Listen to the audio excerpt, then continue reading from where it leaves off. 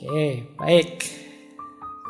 Kita mulai babak kedua. Tadi babak pertama kita membahas tentang kesendirian dan kesepian, dan ikhwal tentang sisi negatifnya kesendirian. Sekarang kita mulai masuk ke sisi positifnya.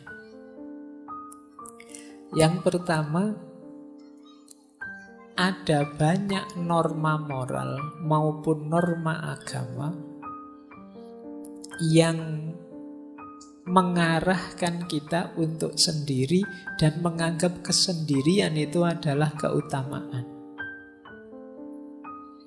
Nanti yang agama saya bicarakan di belakang. Saya ambil contoh misalnya Mahatma Gandhi. Orang itu bisa membuktikan dirinya khususnya dalam kesendirian. Kata Gandhi, adalah mudah untuk tegak dalam kerumunan, namun memerlukan keberanian untuk tegak sendirian. Orang itu kalau temannya banyak, terus petentang-petenteng, itu gampang, koncone oke. Ya kalau sendirian, baru dia disebut pemberani. Ayo kamu sendirian petentang-petenteng kalau berani misalnya. Itu sederhananya begitu maunya Gandhi. Orang itu bisa tegak sendirian baru dia hebat. Kalau sekedar tegak bareng temannya ya belum. Kalau pas nongkrong bareng temannya banyak, terus ada yang lewat sweet berani. Tapi ketemu satu-satu gitu biasanya kamu grogi. Jadi orang itu terbukti kehebatannya ketika dia sendirian.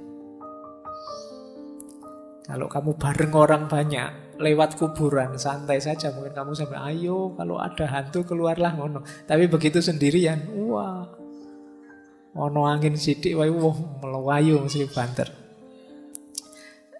Terbukti keberanianmu saat sendirian. Kebaikan juga begitu. Kalau kamu sendirian masih juga baik, berarti kamu memang orang baik. Tapi kalau kamu baiknya hanya pas ada orang banyak, ya kamu sebenarnya hanya pencitraan. Jadi mudah untuk mengklaim bahwa kamu hebat ketika dalam kerumunan. Untuk membuktikan kamu hebat beneran ya saat sendirian. Jadi ini salah satu quotes untuk menegaskan betapa sendirian itu sebenarnya bermakna pembuktian. Kamu hebat beneran apa enggak? Kamu jago beneran apa enggak? Makanya kata Lause, orang biasa itu membenci kesendirian. Namun seorang master, dia bisa memanfaatkan kesendirian, dia memeluk kesendirian sambil menyadari bahwa dia adalah satu dengan seluruh semesta. Jadi kesendirian bermakna pembuktian diri. Saatnya kalian tampil, ya sendiri. Kalau saatnya kalian tampil kok banyak orang, kamu tidak akan terlihat.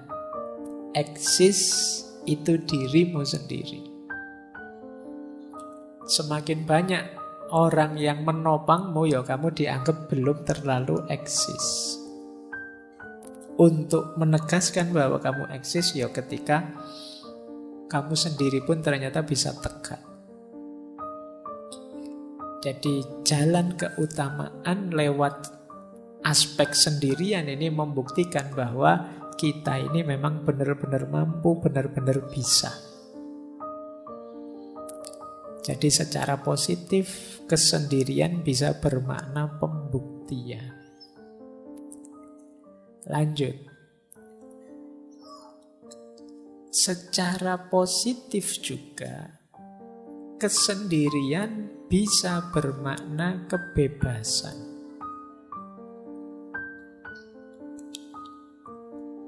Tadi sudah sekilas dijelaskan di Sartre bahwa hadirnya orang lain itu seringkali membelenggu kita.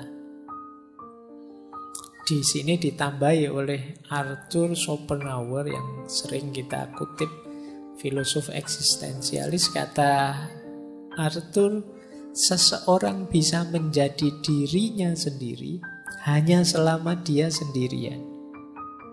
Dan jika dia tidak menyukai kesendirian, dia tidak akan menyukai kebebasan.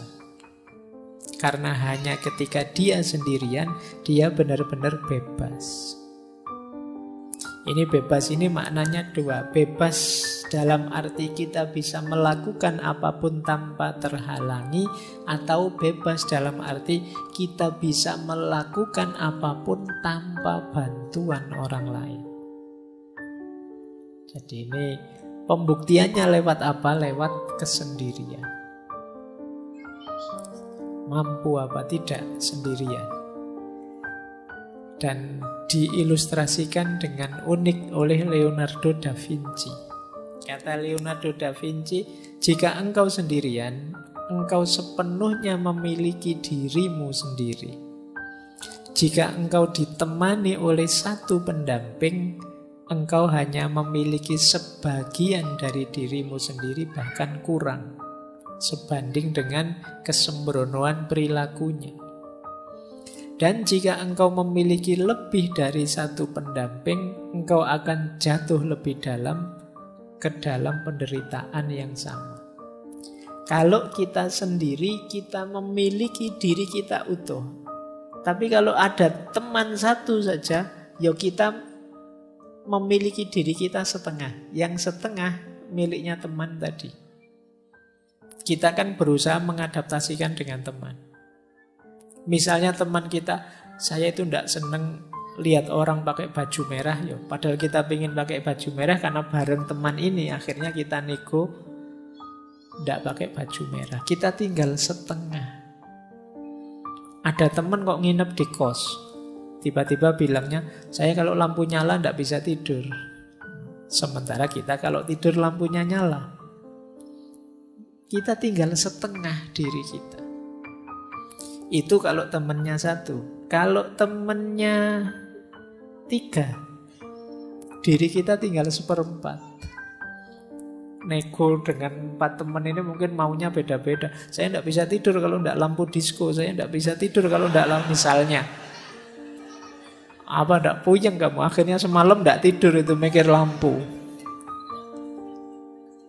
Jadi semakin banyak orang, ya semakin banyak negosiasi. Kalian harus menemukan intersubjektivitas, kesepakatan bersama.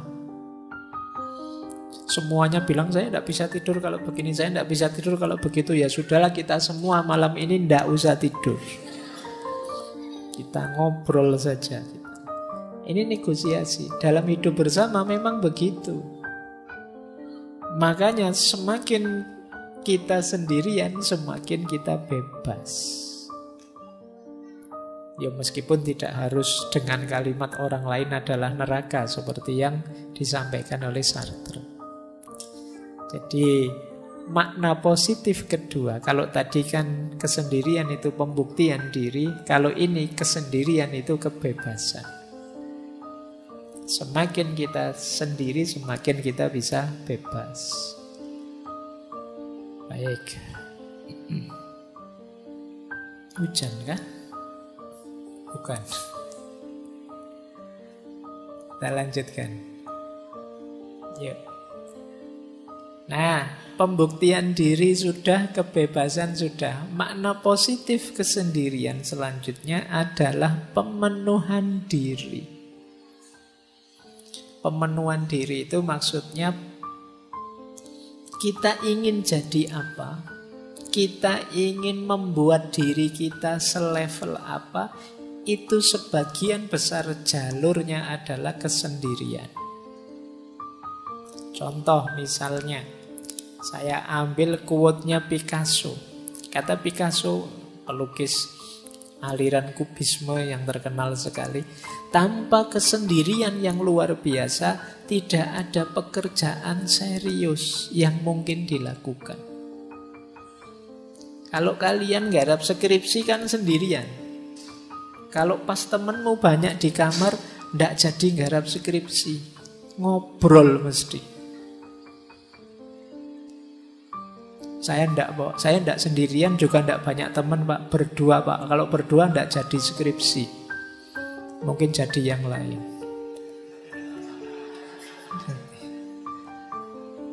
Jadi kalau ingin berkarya, kata Picasso, yang luar biasa, bukan karya yang sekedar ada, kita perlu kesendirian. Tanpa kesendirian yang luar biasa, tidak ada pekerjaan serius yang mungkin dilakukan.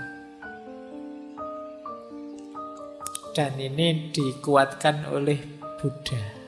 Kalau ini spiritualitas, tidak ada yang menyelamatkan kita kecuali diri kita sendiri. Tidak ada yang bisa, tidak ada yang mungkin bisa. Kita sendiri harus menempuh jalan itu. Ini dalam dunia spiritual juga begitu. Kalau kita tidak berjalan menuju Allah sendiri, sehebat apapun guru kita, sedahsyat apapun torekot kita, aliran kita, tidak terlalu manfaat. Kalau kitanya sendiri tidak jalan. Jadi perjalanan spiritual pun sendirian. Meskipun ada yang ngasih petunjuk, ada yang nuntun, ada yang menemani, tapi masing-masing berjalan di jalannya sendiri-sendiri. Tidak bisa diwakilkan. Tidak bisa kok, saya sudah berguru pada ustadz ini atau ulama ini, kan sudah Pak, ulama saya hebat sekali Pak, selesai sudah. Ya enggak. Kalian harus berjalan sendiri di jalan yang ditunjukkan oleh beliau. Tidak bisa diwakilkan. Jadi perjalanan spiritual pun ternyata juga perjalanan yang sendiri. Bahkan katanya Orhan Pamuk, yang teman-teman mungkin pernah baca novelnya, beliau novelis dari Turki. Kata beliau, aku butuh sakitnya kesepian untuk membuat imajinasiku berhasil. Nah, mungkin kalau ada teman-teman yang ingin jadi sastrawan, nulis novel, coba nikmati sakitnya kesepian. Kata Pamuk, justru di situ imajinasiku main liar dalam kesepian. Ya, karena memang kalau banyak teman, saya tidak membayangkan apa kalian bisa nulis novel kok terus banyak teman ramai sambil ngobrol, sambil ngopi, sambil itu tidak jalan. Jadi imajinasi kita hidup dalam sakitnya kesepian, itu kata Pamuk. Bahkan kata Goethe, dulu pernah kita bahas beliau, jiwa yang melihat keindahan terkadang secara otomatis berjalan sendirian. Orang yang menemukan sesuatu yang indah, biasanya dia tidak pakai mikir lagi, ingin meraih yang indah itu, meskipun banyak orang lain menganggap itu tidak indah. Tapi karena aku sudah menemukan keindahannya, ya otomatis aku terdorong untuk bergerak ke sana. Jadi jiwa yang melihat keindahan terkadang berjalan sendiri. Berjalan sendiri otomatis mengejar keindahan itu. Jadi makna positif dari kesendirian yang ketiga adalah pemenuhan diri. Teman-teman punya cita-cita apapun, keinginan apapun untuk diwujudkan, mau tidak mau satu-satunya jalan harus siap sendirian. Siap mengambil momen untuk sendiri mewujudkan keinginan itu. Makanya makna ketiga pemenuhan diri.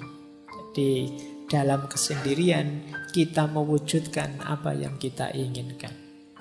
Hanya dalam sakitnya kesepian imajinasi kita hidup. Tanpa kesendirian tidak ada pekerjaan serius bisa kita lakukan. tanpa berjalan sendiri. Sehebat apapun konsep, sehebat apapun teori, tidak akan ada gunanya.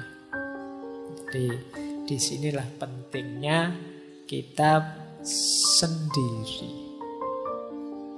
Para ulama zaman dulu itu bahkan banyak yang sampai akhir hayatnya tidak menikah. Meskipun jangan dipakai alasan teman-teman. Kalau beliau-beliau itu karena ilmu, saking cintanya sama ilmu, ingin meraih banyak hal di dunia ilmu dan menempuh jalan sendirian. Kalau teman-teman mungkin beda ceritanya. Tapi ini beberapa ulama begitu. Mereka memenuhi keinginannya dengan suluknya sendirian. Mengambil jalan kesendirian.